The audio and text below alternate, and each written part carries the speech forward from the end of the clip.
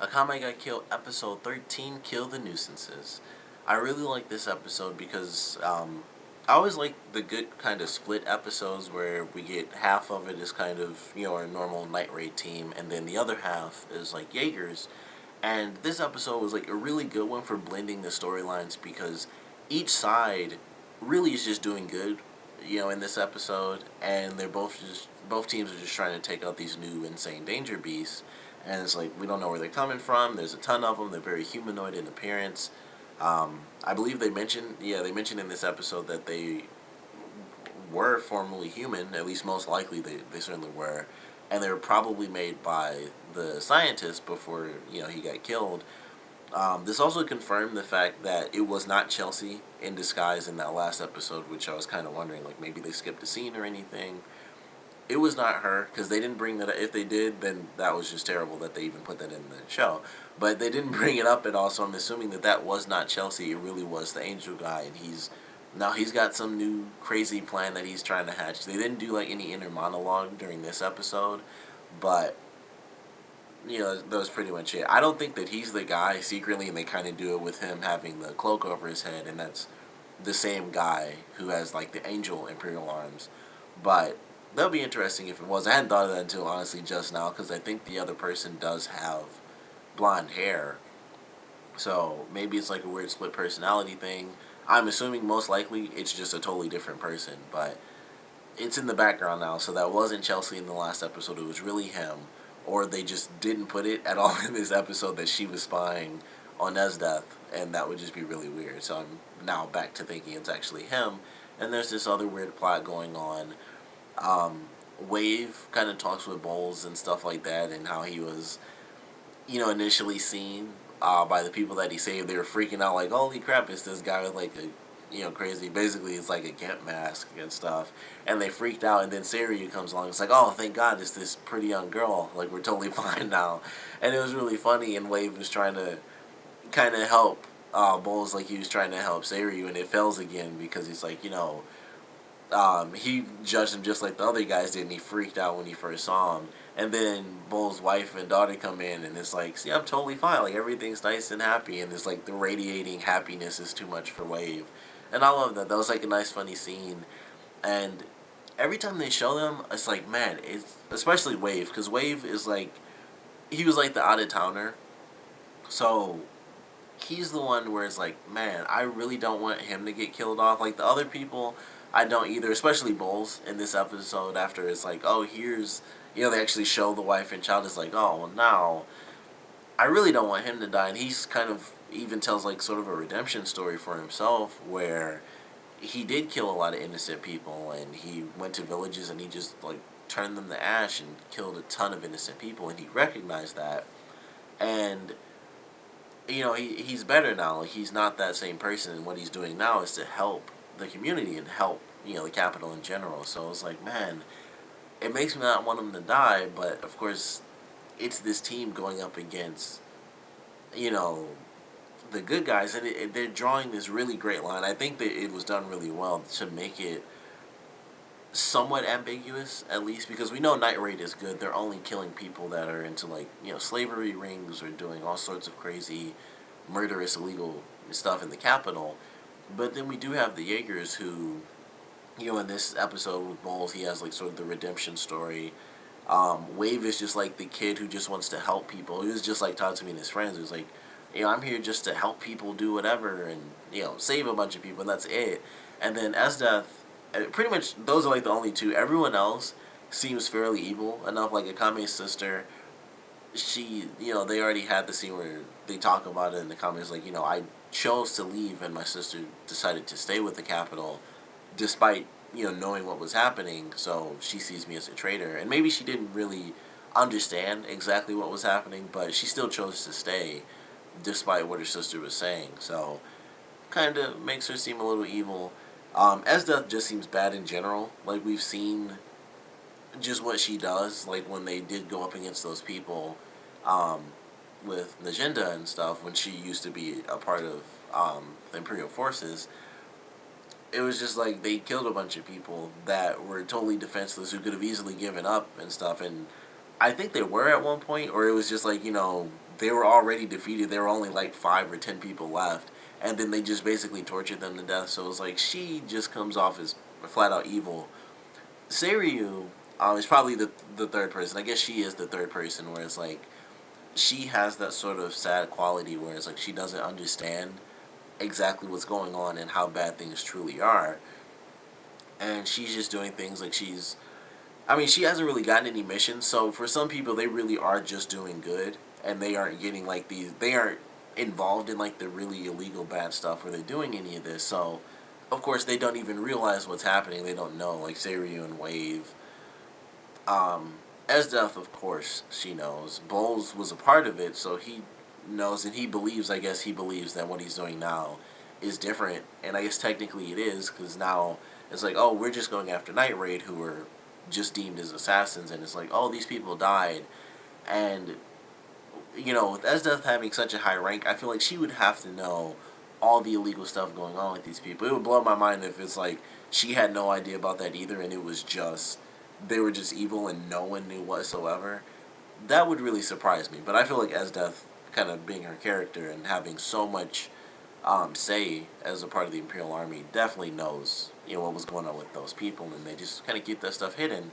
And so we have the rest of the group who doesn't really know, like Seiryu and Wave, and they're just like, oh, Night Raid's evil, and they killed these people, and so now we have to do this, and that's pretty much all there is to it. So I like how they're drawing that somewhat ambiguous line at least, and making parts of the team or parts of the Yeager team be like, I don't want them to die because they aren't bad people. Esdeath is like really Esdeath and Akame's sister are like the only two, and like the angel guy now, because it's like he's even plotting against Esdeath a little, and maybe that's because he's possibly a part of Night Raid, but we don't know that yet. Maybe that's what that was. Um, so those are like really the three people that flat out seem just kind of evil on the team. Bowles kind of had his redemption story, and he is kind of correcting himself. Wave is just like the new kid from out of town, and then Seiryu is just a kid that's kind of been messed up because she doesn't realize like her losing her family. I don't believe they really went into that, but like her family probably just died in general, and it was just like they didn't actually do anything bad, they just died. And then that just set her down her path of wanting to join the capital. And then of course the lieutenant, who was actually an evil person, she lost him that she looked up to. And then the scientist, um, he was probably somewhat ambiguous, so he probably wasn't exact. Well, he kind of did all those weird science experiments, so he probably knew exactly what was happening too, so he was probably just flat out evil as well. But I like how they did that. I really enjoyed that for sure. We got a bit more of Chelsea in this episode and kind of her thoughts, as well as Susanoo. Like, they both had some good moments in this episode. Chelsea mostly kind of depressing a little bit, a little sad, where she's so worried about how everyone's like happy and playful, and she's really freaked out about Tatsumi and his truthfulness getting him killed, and that's just kind of how she sees things at the moment, which really sucks.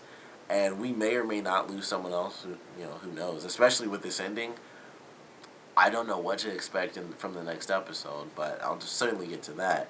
And then we had Susanoo and Tatsumi when they were at the waterfall. That was kind of cool, and Susanoo's kind of telling him, like, you have to observe everything because there's always some random weak point no matter how tough your enemy appears. And you just have to kind of exploit that. And then they have a nice little kind of bonding moment, and they fist bump, which totally made me think of Naruto. I don't know if you watch Naruto, like, there's a lot of stuff in, like, the Shippuden part of the series, part 2. And it's like a lot of fist bump stuff comes on when the character Killer Bee comes into play. And I was like, man, that was just straight up Naruto moment that I was seeing. It was kind of funny watching that. But I like their moments in this episode for sure. And then we do have actually a really good, surprising story. It's like Tatsumi and the other dude. And of course, I cannot remember his name. Like, I pretty much have everyone's name down except for his. Like, I already remember Chelsea and Susanoo, but I don't remember the guy who has the wires. And that really sucks because he had a really great moment in this episode where Tatsumi brings up that he never says boss. So that leads us to this backstory where he was a part of the Imperial Army, and And I love how they started the story. He's like, I was a kid of a super rich family, and I was great at everything, so life was kind of boring. And Tatsumi was like, wow, you had it real rough. And he's like, it gets to be a tearjerker, so shut up. But it was a really nice story, and it was just like he was a part of the army. But even before that, when he first, met the boss, or Nishinda, or however they pronounce it, it kind of has like an H sound in there, so I'm not sure, but I'm kind of just doing it with how it's spelled. But when he first sees her, he has a crush on her as a kid, and then he joins the Imperial Army because of her, and really, he left solely because of her as well. And it kind of brings up some stuff when he mentions that he faked his own death. So his family's still out there. Like, if they saw him, they'd probably recognize him, because he was still, even in the flashbacks, he looked like he does now. So I thought that was interesting. I don't know if that'll come up where something will happen and it's like, crap, those are my parents, and they'll see me and recognize me, because he's not on the wanted posters, um, like some of the other members. It's like him. I believe the boss is not on there. Tatsumi, of course, isn't on there, and I don't believe Leone is on there. So at this point, out of unfortunately, because we lost two other members, it's really just Akame and mine at this point that are actually on the list, or the wanted posters. So I don't know if that'll actually come into play in the future, but I like that story. I was like, oh, that's interesting, because I never even really noticed that he said that. It never even really occurred to me. So that was interesting to kind of get his backstory and how he joined Night Raid and stuff like that. And then of course it ended really funny where it's like, you can't be in love with someone and then look at a bunch of girls. And he's like, those are two totally separate things, and they start arguing. But that was really funny. And then of course we have the actual ending of this episode where Tatsumi goes up, is like, alright, look around for some danger beasts, let's see what's happening. It's like, nothing's happening up here, it's really nice and clear. And then it switches to Esdeath, and as soon as it did that, I was like, holy crap, they're gonna run into each other, and it's gonna be crazy, and it's gonna be weird. She comes down, of course, she's so badass, she kills all the danger beasts in like one swipe. So he's like, well, I can't, run and leave that to her. But they're above the clouds, and the big thing about that is, of course, with it just being the two of them, if he's up there for too long, granted it would probably take a while, because obviously the other dude just has wires, so he'd have to basically throw like a spear and have a wire on it, or something like that, to kind of get up there. But if that happens, and I guess since he's not on the list, they could still kind of play around with the idea, and he could be like, oh, this is just my buddy, and they kind of make a funny little scene out of it, because he was kind of in the crowd, and someone else was there too. I guess it was Leona, yeah, so I guess neither of them were on the wanted posters, because they were both at that little tournament Tatsumi fought at. So they can still play around with that idea since it's just the two of them for now. But I don't really know what to expect, and I don't know if Tatsumi's going to end up revealing his Imperial Arms, which I thought might happen if like a bunch of Danger Beasts came out and they did actually have to fight. Then he'd have to reveal like, oh, I do have this. And of course, if he does that and Esdeath is like, well, come with me, and he's not able to convince her to leave him alone, if he does, of course, use his Imperial Arms in front of Wave, it's going to be like, you're a part of Night Raid. Like, you have that specific thing. And she'd probably know that as well, because Wave probably gave her all the information. Like, he had this specific thing which used to belong to Bulat, and he was on the posters when he had the shorter hair. So they know that, that Imperial Arms belongs to Night Raid. So even if she didn't take him back, if she saw that, she would instantly know that he's a part of Night Raid as well, because otherwise, how else would he have gotten it? And, she knows that her three beasts were killed by... Well, I guess she wouldn't know who they were killed by, but I don't know what to expect from it. It was a surprising ending for me. And I was like, she's finally found him again, and he's with, someone else from Night Raid. Fortunately, neither of them, like I said, are on the wanted poster, so we'll kind of have to wait and see. But I enjoyed this episode for sure. I do want to know what you guys thought about it, of course, so please comment below. Let me know your favorite parts, your least favorite parts, and I definitely want to know what you guys think is going to happen in the next episode. Like, how in the world is Tatsumi going to get out of this really weird situation? Because, of course, Esdeath, she's not going to just let him go, and that's just not going to be it. So, it's going to be something crazy. I don't know if that's how they get revealed. I know they're going to have to end up fighting. They're going to figure it out somehow. I don't know if it'll be the next episode. I don't know if they could really escape her, because she had, like, that dragon thing that she was on. So, I don't know, even if Tatsumi went into his Imperial Arms mode, I don't know if he'd actually be able to outrun that dragon. And maybe he would, because the dragon couldn't just dive under the clouds and just find them, because they could just zigzag around or whatever. And then it's like, crap, we lost them under the clouds. So that could happen, or it could just be really funny and they totally get away. Or Esdeath takes both the guys back, and it's like, nope, now you're both kind of my slaves. Like this, Tatsumi is my slave, and his buddy just came along with me, with him, because I just basically took Tatsumi again. So one is really simple and funny, and then they'll have to escape again, of course.